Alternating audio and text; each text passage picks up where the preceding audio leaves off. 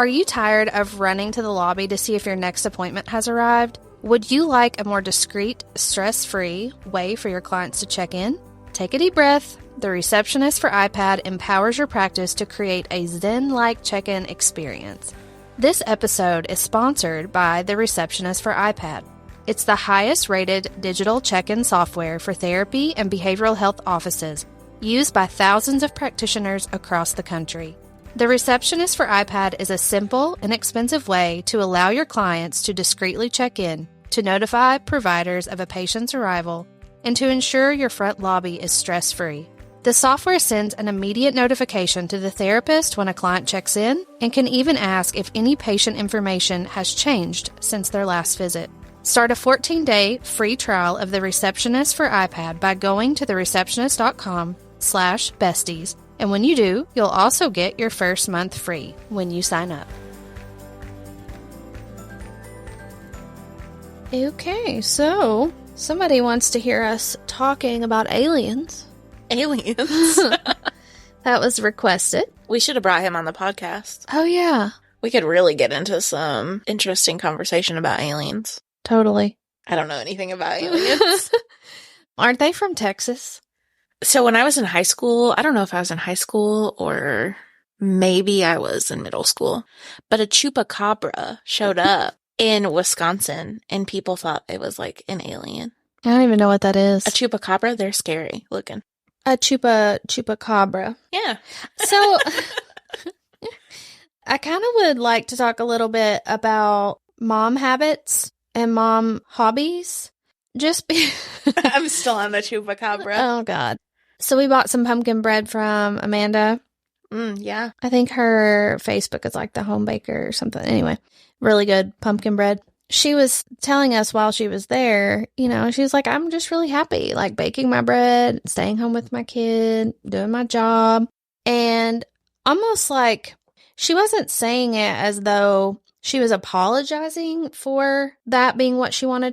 But it was almost like there was a hint of, well, I know I could be doing something else, but I do like what I'm doing now. And that when she was saying that, I was just thinking, you don't have to apologize, or you don't owe it to us or anyone else to justify, the time that you're spending or the money that you're investing or whatever. And there was just enough guilt in that kind of made me think, how many moms do things that they love, but then feel guilty for doing them, or feel like that they're spending that time or that energy doing something that isn't necessarily like, it might not be $1 million idea, but it's something that they love. Hi, I'm Kasey, and right here beside me is Kelsey. We are licensed professional counselors, mothers, entrepreneurs, and besties. We know firsthand what it's like to wake up one day and think, how in the heck did I wind up here? Through our own journeys of self-discovery, we found that joy is something that has to be pursued through internal work. Now we are on a mission to help women from all walks of life understand themselves more so they can have real lasting joy. Join us every Thursday to hear fun and insightful interviews with experts who can point you toward self-discovery and fulfillment. When she was talking, I was thinking, yeah, that's like so great that you get to like work bare minimum. Like she still works very hard, but she gets to spend all this time with her kid, and then she gets to bake bread when she's bored. Mm-hmm.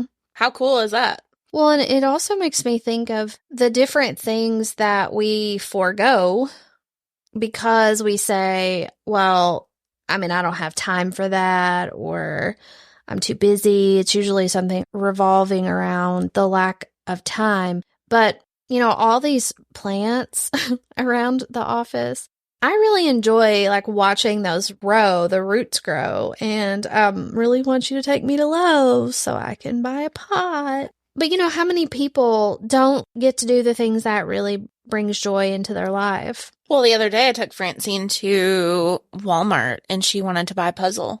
And I was like, oh my gosh, this is like a lot of freaking pieces of the puzzle. But I took one whole Sunday, and what did we do? We did a puzzle. Did we finish it? No, but I really enjoyed it, and I had a lot of things on my to-do list. Mm-hmm. But I love puzzles. I love games. I love that kind of stuff, and I don't really do it a lot. I also like to paint, and I couldn't tell you the last time I painted. Yeah, but don't you think that, you should try to do more of those things? Yeah, but then I think my ADHD brain will just shut me down. I won't finish it. But I really don't. It's not about finishing it for me. Mm-hmm. I just like doing it in the moment. Yeah. Like, if I was to paint a picture and I didn't finish it, I wouldn't be upset about it. It wouldn't bother you. No. I'd be like, all right, I'll get to it when I get to it. If not, I might start a new one. I might get a different idea. Oh, God. Yeah. It really makes me think a lot about our inner child whenever we talk about those things. And I think that you were asking me on another podcast, like, what was your best memory as a child? And I don't necessarily have one right off the top of my head, but my whole childhood with my grandma was full of, both my grandmas was full of creating. And like, we were constantly baking, cooking, sewing, drawing, painting, making stuff out of clay. Well, and I think maybe their avenue is creating, but sometimes I feel like they have to be the best at it, or maybe have the best, like... Or have to make it official. Yeah, or like financially it brings in all this income and stuff, but it kind of goes back to men versus women. And I'm not judging or whatever, but men like to golf. Men like to do all these things. Women like to create in a lot of ways. And it could be different in all areas, obviously. But I think women just like to do that, create something. They look for it. Sometimes they'll ask like, well, I'm just doing this so I can pay for my garden. That's what Amanda told us yesterday. But sometimes, like, if you like golfing, maybe it's your motivation is to be the best or get so good that you beat your friends or whatever it might be. Mm-hmm. Or you could be on the opposite end of the spectrum, like so many of my consulting clients are, and they're so immersed in their work that they tell themselves, well, I don't have time to do that because I have to work.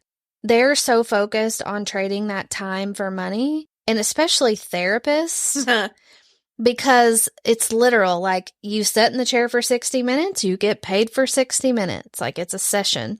So when they think about, I could be gardening, or I could be making $50 to sit in this chair and talk to this client for a session, I'm losing that $50 if I'm not sitting there. Yeah. And so I think like guilt creeps in for a lot of entrepreneurs and business owner moms, because they're always thinking of, I could be making this money in this amount of time. Or instead of creating something that doesn't generate revenue, create something that generates revenue. Like, if I want to be artsy, I'm not going to sit down and paint for a pointless reason. I'm going to paint to generate, or do something to generate revenue. Yeah, so, like, to make yourself feel better about it. Mm-hmm. Like, I can do this because it's making me money. Right. The time that's invested. Yeah. Yeah. I totally, I've done that. And I think it's really nice that you can do things like for Amanda, making that bread that is generating money, because it pays for, even if it's just a hobby, like it pays for itself, it pays for its hobby. And I think sometimes where it goes badly is when it's no longer fun. Mm-hmm. Or if you're like me and you have cupcake business like I used to do on the side, and you really start doing the math about how much money it's costing you to bake the cupcakes, and then add in your time investment, and then you figure all that up and realize you're only making like a couple bucks at most an hour. Oh no. Then you're like, wait a minute, I'm either going to have to do this just for fun, or I'm going to have to totally change the way that I'm running this operation, because I'm really going in the hole here. I don't know. I was just thinking about the guilt that comes with that, because it's so rare. I just don't see a lot of people doing things just for fun, like hobbies, as much anymore. Do you? No, especially not women. No, I think there's been this push about like yoga, like physical health, right? Paired with mental health, like working out, going to the gym. But also, I think some people are doing that for themselves, but I think some people are doing that for some kind of external validation, because it's all over social media. Yeah. That's all I really see people doing. Yeah. I think that we are neglecting parts of ourselves, and like we're prioritizing parts of ourselves in ways that we think is the best, but actually might not be the best for us. Like I didn't pick up the slightest bit of creative anything for almost 10 years. And I mean, I'm one that I used to draw every day. I would paint every day. Well, and just think about some of the things that we've done in the past 2 years involving, we've done it for work, like not like to generate money or anything, but like we were in a group setting and you were painting those pictures at one of our staff meetings. Mm-hmm. We painted pictures of the ocean just for a fun activity. That was really fun, by the way, because we were getting really competitive. Yeah. Uh-huh. And painting Pottery. Like, those are all moments that were, like, super fun. Like, why don't I do that more often? Mm-hmm. I'd make a sculpture. I don't care. Why don't we? I don't know. We should. We should. I think for me, too, like, hearing you talk about that, I enjoy our work conferences. Like, anything where we're around people, anti-retreat, I do not care. I want to just learn from somebody else. And sometimes I do have some mom guilt just around being away from my kid. Like, this could be time, but I enjoy it. So I kind of like try to lean into that. That being said, sometimes I feel like when you ask me, well, what do you want to do? Like, I don't know, because I don't think I've ever given myself the opportunity just to do something random or really know what I like to do. And what if I get there and I don't like it? Mm-hmm. Do you ever feel like that? No. I mean, there's things that I want to do all the time. And I don't know. I mean, I enjoy being home and I like it. I get tired and run down and I like being at home, but I love having experiences. Like, I like to go do things. And I don't think about, well, what if I get there and I don't like it? That doesn't even cross my mind. Well, and I just think, like for me yesterday when we were talking about what are we going to do, we talked about going to a winery. We talked about all of these things. We ended up just kind of chilling, and going to a nice dinner. I was thinking I would love to go somewhere like Dave and Buster's, but you have to drive 2.5 hours to get to a Dave and Buster's. Mm-hmm. I just want to play like little coin machines and have fun. Well, why didn't you just say, let's go to Mr. Gaddy's? No, I've already done that this week. But you know what I'm saying? Like, I think sometimes we have to compromise on the things that we want if we are in a smaller town, because you either drive a lot and then you're really exhausted and then you don't do anything the next day, or you have to compromise on Mr. Getty's. Or, you can just let go of all of the expectations, the what ifs, and just go with it. And just go do something. Like, it doesn't have to be a whole, well, let's analyze all of the options and like. Well, in the past we have done random things, like went to a food truck festival that it rained and yeah, we still had fun. I mean, it rained and we had a heck of a time, but we had interesting Korean food though. Yeah, that was interesting. We had some kimchi with some kind of noodles and I got really bad heartburn, but it was good. But what do people do? Like, what do they enjoy doing? Because I don't ever see people post stuff like that. I see them post that they go to a UK game, maybe, or some kind of sporting event, or they go to a concert, or they're getting a tattoo, or they're working out. I mean, seriously, let's be real here. I don't know. For me, I don't really care, but it's very easy for me if I just stay in bed. Like, if I'm sick, okay, that's one thing. But if I just stay in bed all day, it's so easy for me to fall into almost like a depressive state. So like yesterday, I could feel myself going in that direction. And I'm sitting here, it's 2:30, we're still in bed. And I'm just like, if we stay here much longer, I'm just going to have to go to sleep because I'm not going to be in a happy frame of mind. And you're already getting bed sores? Yeah. Okay. So I have to get up and like actually do something. It doesn't really matter what it is. I just know I'm going to have to get up. But I think when we're talking about what do people do, and there's been all kinds of research and studies about improving mental health when you are creating things, whether it's gardening, growing plants, like getting your hands and your feet or yourself outside in nature is a huge first step. So, like, I mean, for us, if we're laying in bed and we're like, what are we going to do? I don't know. What do you want to do? I don't know. What do you want to do? Maybe, like, the first thing is we just go sit on the porch and make that decision. Yeah, I mean, that's true. Because, like, laying there in the bed, arguing about the bed is not going to help. Yeah, definitely see that. It's like the James Clear, Atomic Habits. You just got to do the one little thing that's going to get you closer to your ultimate thing that you're trying to do. We should have just got up at 6 o'clock in the morning like I did. No, you don't have to go all or nothing. Like, we're just going Baby to, steps. we're going to get up and we're going to go sit in the sun and make a decision.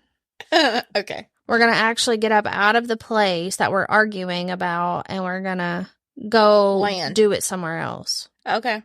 We are really set up for an interesting day yesterday, though, for real. Well, we woke up to I thought Kelsey shit all over herself. Oh, my God. Because if a smell can wake you up out of a dead sleep, well, it ain't me. That's a problem. And so the dog had a bad experience in my hallway outside the bedroom. And I was just up from then on and then fell asleep at noon. Got up at 2. But like the guilt, going back to that, I think that it's all about just self-awareness. And yeah, I might not have infinite amount of time, but I know that if my head, my body, my heart, all of that is not in a good place, then it really doesn't matter how much time I have, because my children are only going to get the leftovers. They're not even going to get the best of you. They're getting the worst of you. So taking care of yourself and doing things like on the weekends that we don't have children, regardless of whatever it is, I think is so important, because that's what gives us the energy and the desire and the enthusiasm to be all in with them whenever they come home. Well, and your kids get the leftovers, but ultimately you get the leftovers. You don't have no energy. You don't have any like motivation. You don't have anything to look forward to or look back on in the past week and be like, yeah, that was so much fun, or blah, blah, blah.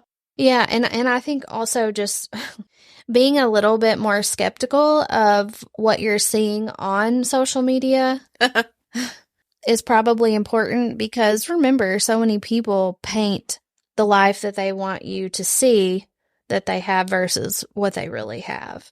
I've done really good about that in the last year. I mean, I know I still post, but I don't post nearly as much as I used to. I really used to be all about that. But since I've been a therapist, I've tried really hard to be like, is it necessary for everyone to know that I'm doing this, or I'm happy, or I'm doing that? Mm-hmm. I'm not sure.